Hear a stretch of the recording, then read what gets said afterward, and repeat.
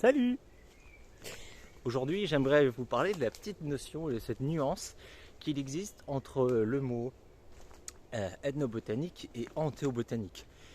Souvent, en tant que psychonaute, en tant qu'usager de plantes modifiant du coup la conscience, eh bien, nous avons en fait tendance à pas mal utiliser le mot ethnobotanique pour parler des plantes entéogènes.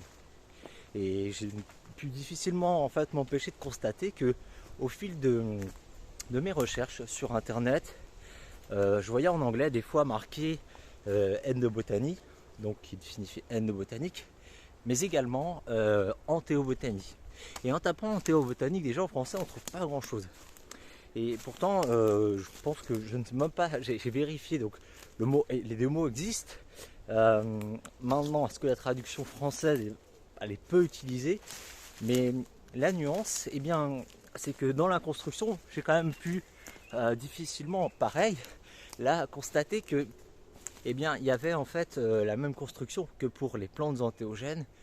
Dans le mot entéogène et dans le mot entéobotanique, eh bien, vous avez le même début, c'est-à-dire anthéos, enfin, théos, théo, antéo et théos, qui en grec signifie Dieu, donc, et en devant, eh bien, qui signifie dans.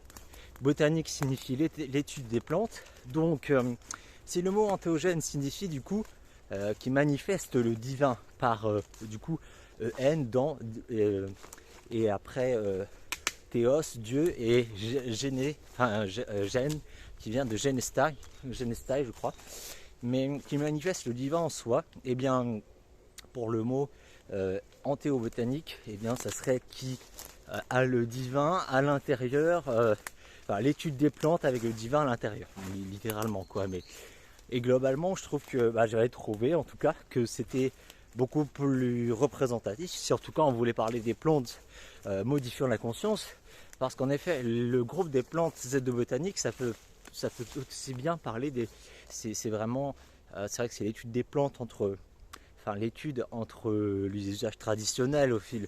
C'est l'ethnologie, la contraction d'ethnologie, l'étude des sciences humaines, des sciences sociales, l'usage traditionnel des plantes, et botanique, l'étude des plantes. Et on finit là-dessus avec simplement ceci. Dans l'ethnobotanique, finalement, vous avez éventuellement, vous avez par exemple le cacaoyer par exemple, vous avez le bananier qui ne sont pas des plantes psychoactives. Et donc en soi, l'entéobotanique appartient à l'ethnobotanique, c'est juste un groupe plus précis, comme je n'ai pas trop trouvé d'exemple là sur le coup, mais voilà, c'est un sous-ordre, une famille dans une plus grande famille. Voilà. Voilà, donc c'était la distinction entre les deux. Je vous remercie, à la prochaine.